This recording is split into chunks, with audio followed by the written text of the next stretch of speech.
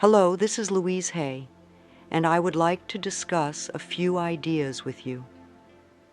For people who are concerned with their health and would like to take an active part in assisting their own healing or in maintaining their health, it doesn't matter what your disease is.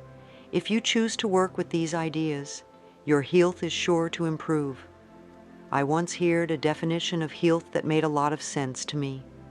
Good health, it said, is having no fatigue, having a good appetite, going to sleep and awakening easily, having a good memory, having good humor, and having precision in thought and action, not being klutzy, being honest, humble, grateful, and loving.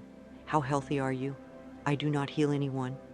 The work I do is to help people understand how their own mental patterns are constantly creating their own life experiences.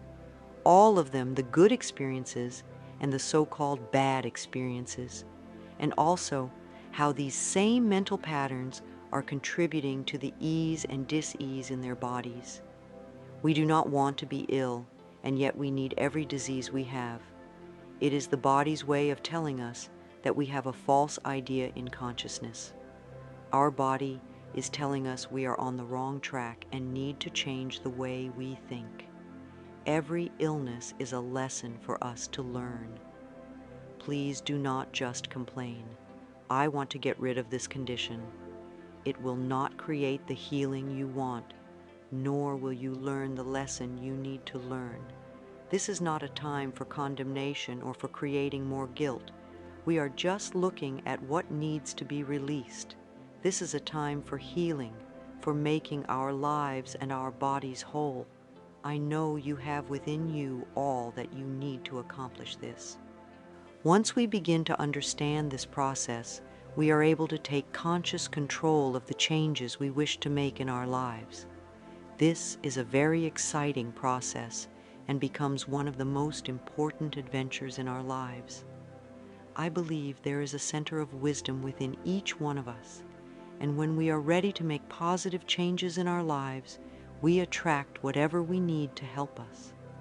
Something inside of you has shifted and the healing process has already begun.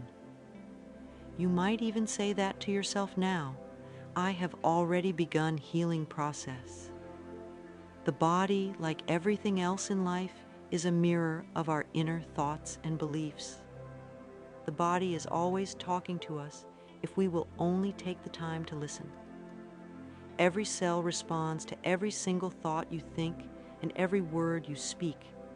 Continuous modes of thinking and speaking produce body behaviors and postures and eases or diseases. The person who has a permanently scowling face did not produce that by having joyous, loving thoughts. Older people's faces and bodies show so clearly a lifetime of inner dialogue. How will you look when you are elderly? You see, it is my belief that it is our birthright to be totally healthy and totally fulfilled in every area of our lives. I want to help you claim this birthright now. Some of the things I will suggest to you may sound very simplistic. However, these ideas have been tried many times with great success. They really do work. Please use these suggestions in addition to the work you may be doing with a doctor or other health professional. It will be helpful to both of you. Take a nice deep breath and if possible, allow yourself to be in a comfortable position. Just let these ideas wash over you. Only those ideas that are right for you will be accepted by you. It doesn't matter whether you understand them all or not, or if they make sense to you right now. Your subconscious mind will hear and record whatever you need. I believe that all illness is self-created. Not that we say, I want to have this illness, but we create a mental atmosphere where this dis-ease can grow and flourish. Our internal mental dialogue reacts in every cell in the body. I heard a physician say recently, if the surgeon operates on a patient without doing something to help them change the cause of the disease, then all the doctor is doing is prolonging the life of the patient until the patient can create another dis-ease. You see, we need to do more than just treat the symptom. We need to eliminate the cause of the dis-ease, and for that, we need to go within ourselves where the process of illness began. It is my belief that we are each responsible for every experience in our lives, the best and the worst. We all create our experiences by the thoughts we think and the words we speak. The universe totally supports our internal dialogue. Our subconscious mind accepts as truth whatever we choose to believe. You can say it either way. They both mean that what I believe about myself and about life becomes true for me. What you choose to think about yourself and about life becomes true for you. And we have unlimited choices about what we can think. When we are very little, we learn how to feel about ourselves and about life by the reactions of the adults around us. Now, if you lived with frightened people or with people who were very unhappy, then you learned a lot of negative things about yourself and about life. You may still believe them. However, this is not to blame our parents, for we are all victims of victims, and they could not possibly have taught us anything. They did not know. If your mother did not know how to love herself, or your father did not know how to be gentle and kind, then it would be impossible for them to teach you to love yourself or to be gentle and kind. Your parents were doing the best they could with what they had been taught as children. I also believe that we choose our parents. Each one of us decides to incarnate upon this planet at particular points in time and space. I believe we do this because we have chosen to come here to learn a particular lesson that will advance us upon our spiritual evolutionary pathway. We choose our sex, our color, our country, and then we look around for the particular set of parents who will mirror the pattern we are bringing in to work on in this lifetime. Often when we grow up, we point our fingers accusingly at our parents and whimper. You did it to me, but really we chose them because they were perfect for what we wanted to work on, overcoming. As very little children, we learn our belief systems, and then we move through life creating experiences to match our beliefs. Look back in your own life and notice how often you have gone through the same experience. Well, I believe that you created those experiences over and over because they mirrored something that you believed was true about yourself. It really doesn't matter how long we have had a problem, or how big it is, or how life-threatening it is. The point of power is always in the present moment. This means that what you have experienced during your life and up to this moment, you have created by your own thoughts and beliefs of the past. However, what you are choosing to think and believe and say today, right here and right now, is creating your future. Your current internal dialogue is creating tomorrow, next week, next month, next year, etc. Notice what you are thinking at this moment. Do you want this thought to be creating your future? Is it negative or positive? Just notice and be aware. I'm not trying to create guilt for anyone, nor to make anyone wrong. I am making us aware of what is going on inside of us. Many of us who create illness and dis-ease are in fact totally out of touch with what is going on in our minds and in our bodies. We only notice our bodies when we become ill or are in pain. If we do not know what is going on inside of us, how can we ever change? No matter what the problem is, the only thing we are ever dealing with is a thought. And a thought can be changed. All our experiences are just outer effects of our inner dialogue. Even self-hatred is only hating a thought you have about yourself. You may have a thought that says, I'm a bad person.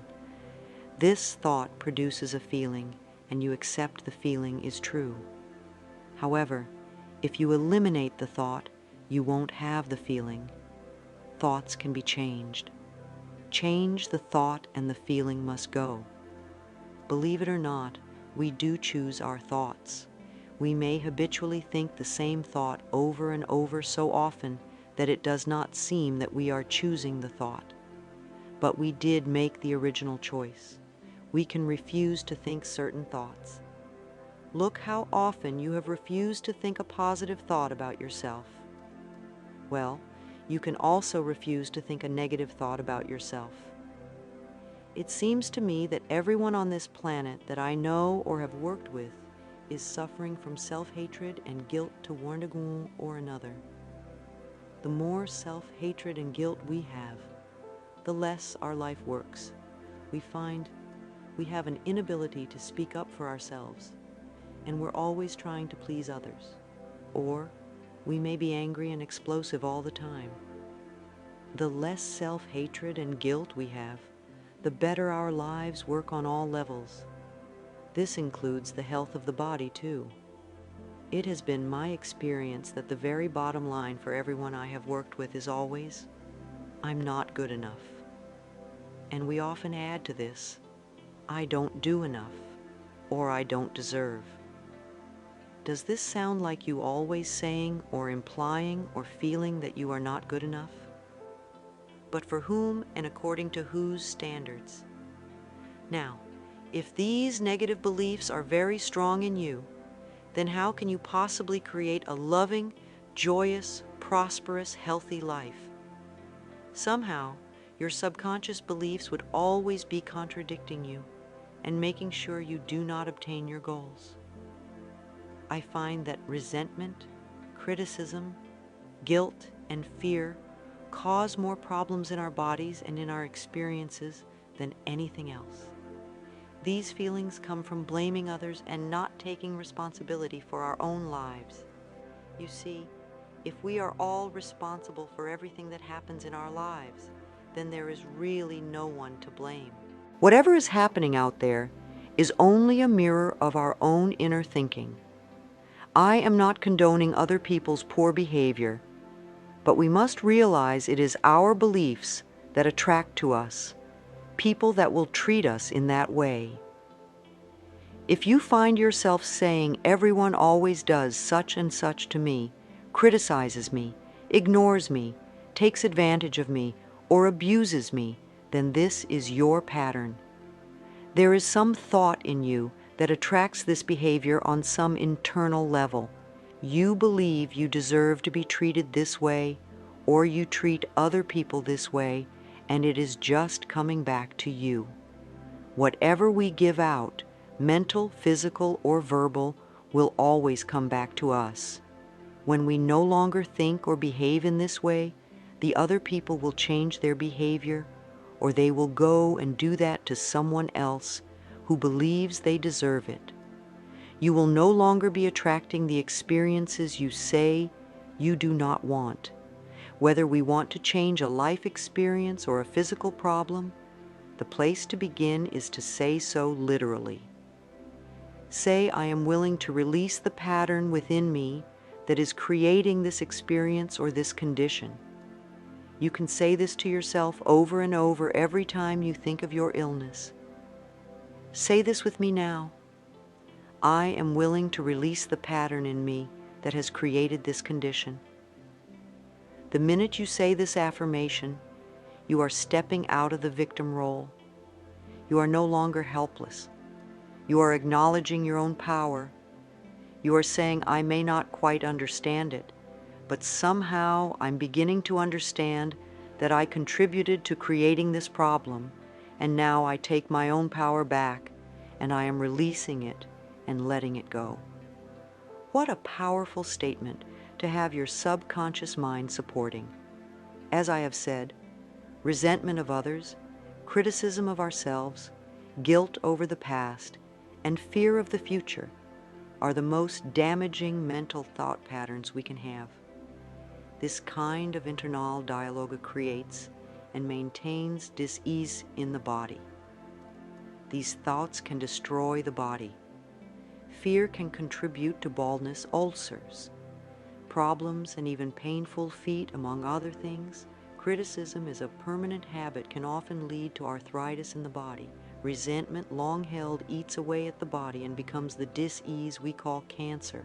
Guilt always looks for punishment and creates pain.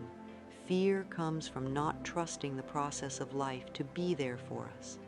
You know, the most precious thing in our life is our breath. If you did not take another breath, you would not last 3 minutes. Yet you have such faith that your next breath will be there, that you don't even think about it when you exhale. Now, if the power that created us has given us enough breath to last for as long as we shall live, can we not begin to trust that the rest will also be provided for us? The next time you are frightened, think about the abundance of air and say, I trust the process of life to take care of me. Whenever someone is in pain, I know they have created a lot of guilt for themselves. Chronic pain comes from unrelenting guilt, often so buried that we're not even consciously aware of it anymore. This guilt must be dissolved before the pain can be eliminated. Guilt is a totally useless emotion. It never makes anyone feel better, nor does it change a situation. Your sentence is now over. Let yourself out of prison. Anger combined with guilt often contributes to accidents. The degree of physical damage lets us know how severely we felt we needed to be punished and how long. The sentence where this pain occurs in the body gives us a clue to which area of life we feel guilty about. Critical people often attract a lot of criticism because it is their pattern to criticize. They are often cursed with perfectionism, the need to be perfect at all times in every situation. Do you know of anyone on this planet who is perfect? I do not. Why do we set up standards that say we have to be super person in order to be barely acceptable? That is such a heavy burden to carry. When I was a little girl, I had a very difficult childhood. My parents divorced when I was 18 months. I was raped when I was 5. I became a battered child and grew up in the Depression. My mother was very much a victim, and my stepfather constantly expressed his own brutalized childhood. I grew up having a lot of resentment. I had to create cancer in my own body before I was willing to begin to release that resentment. I am certainly not condoning the behavior of any of the people who mistreated me. However, for me to spend a lifetime of just running the old movie, feeling blame and anger and resentment, is not doing me any good in the present moment. I learned that resentment only eats away at me, and it did in my case. Holding on to old blame and feeling resentment for all that they did to me helped to create my disease. Releasing and forgiving and letting go helped me to heal myself. The past is over and done. We cannot change that now. We can change our attitude toward the past and our thoughts about the past.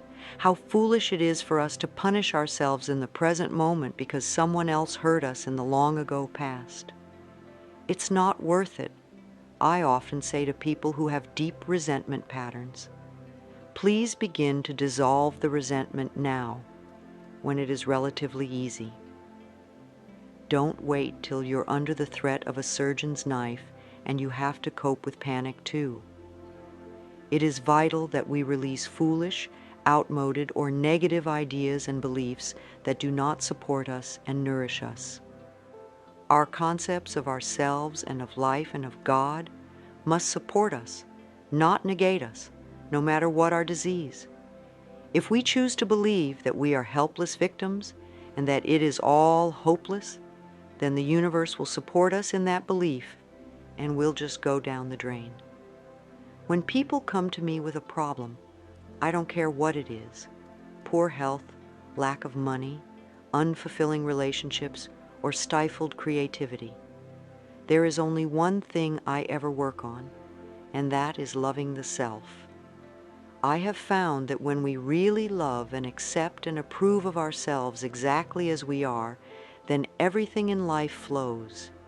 It's like little miracles are everywhere. Our health improves, we attract more money, we have better relationships, we begin to express ourselves in creatively fulfilling ways. I often ask people to look in the mirror and say, I love and accept myself exactly as I am. When they can't do it, or won't do it, or find it painful or silly, then I know they are killing themselves with their own critical thoughts. Do this exercise in a mirror. See what comes up in your mind. Notice how you feel. This may be the center of your problem, resenting, criticizing, or fearing others, and not being willing to love and accept yourself. When we won't love ourselves, it just means that we are still believing the old limitations that someone taught us many years ago. Usually that person was someone who did not know how to make their own life work. But remember, your limiting beliefs are only thoughts, and thoughts can be changed. Let's change them now. The only thing you ever have control over is your current thought. Loving ourselves, to me, begins with never, ever, ever criticizing ourselves for anything. Criticism only locks us into the very pattern we are trying to change. Understanding and being gentle with ourselves helps us move out of it. After all, you've been criticizing yourself for years, and it hasn't worked. Let's try approving of yourself and see what happens. Self-approval and self-acceptance right here and right now are the keys to positive changes. It is also important that we release the past and be at least willing to forgive. Love is always the answer to healing and health, and the road to love is through forgiveness. It is imperative for our own healing that we release the past and forgive everyone. We may not know how to forgive, and we may not want to forgive.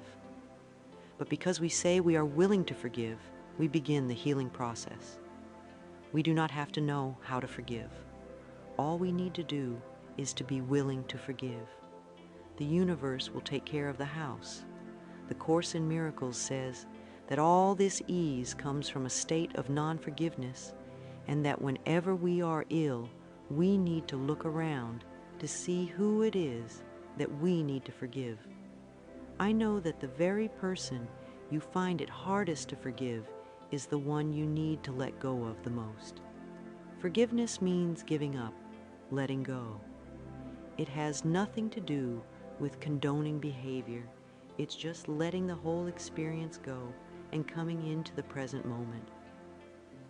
We understand our own pain so well, how hard it is for most of us to understand that they were also in pain and doing the best they could with the understanding and awareness and knowledge they had.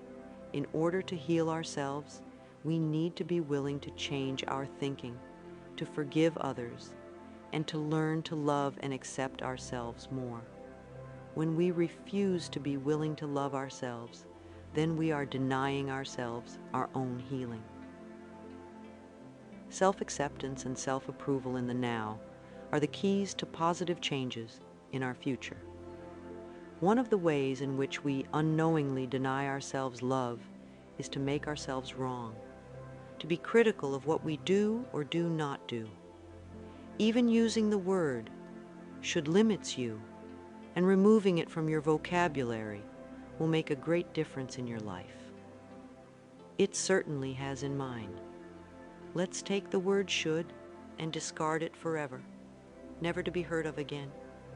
Should is a word that makes a prisoner of us every time we use should.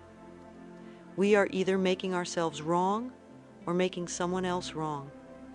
We are in effect saying not good enough, or you have failed, or you are going to fail, or just wrong. Begin to listen to how often this word is used and how crippling it is. Let your understanding and awareness grow and make you free. Replace the word should with the word could.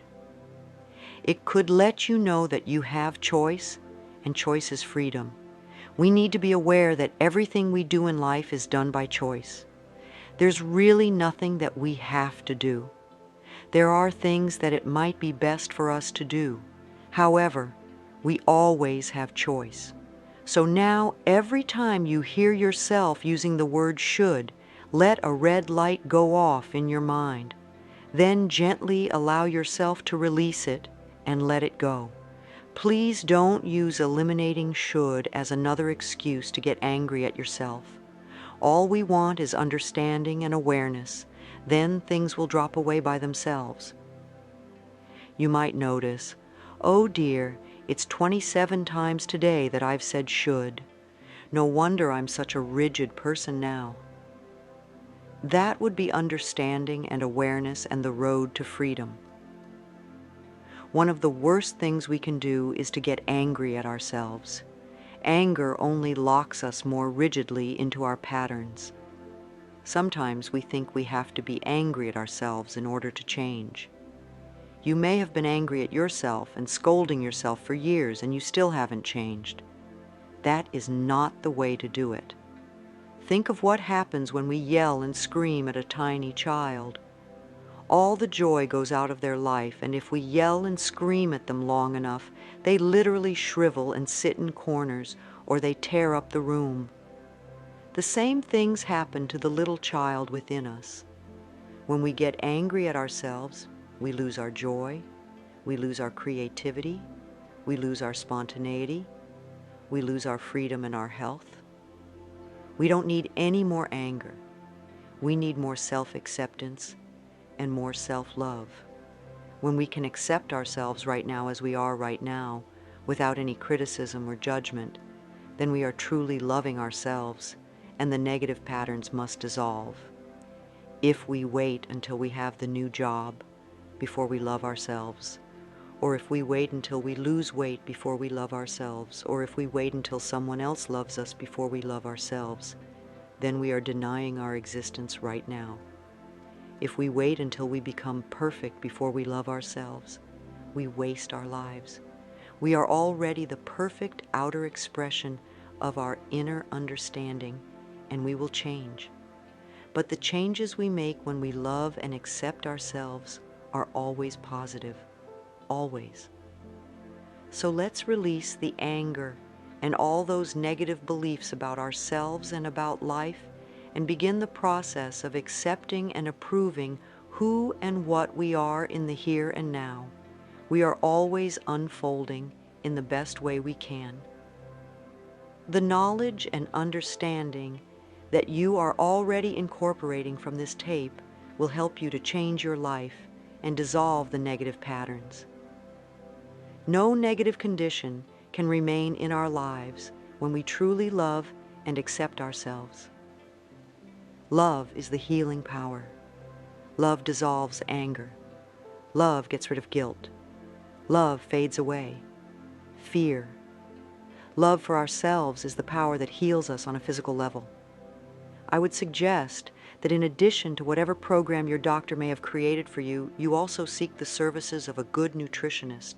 You could go to the health food store and seek advice, or go to the library and read a book on nutrition, or talk to a friend who understands the importance of good food in your diet and how it can help rebuild your body. There are many things you can do to assist in your own healing. Body, mind, and spirit must be balanced. It sounds more overwhelming than it is. Just begin where you are, doing what you can. It's like cleaning a house. It doesn't matter in what room you begin. If you keep going, eventually the whole house becomes clean. Let me repeat, I believe it is our birthright to be totally healthy and totally fulfilled in every area of our lives. Let us claim and accept that birthright right now. We are going to experience a deep relaxation with a guided meditation to help you create new thought patterns that you can use to dissolve disease in your body and to build perfect, vibrant health. Express the growing love you have for yourself by lovingly taking care of the miracle you call your body.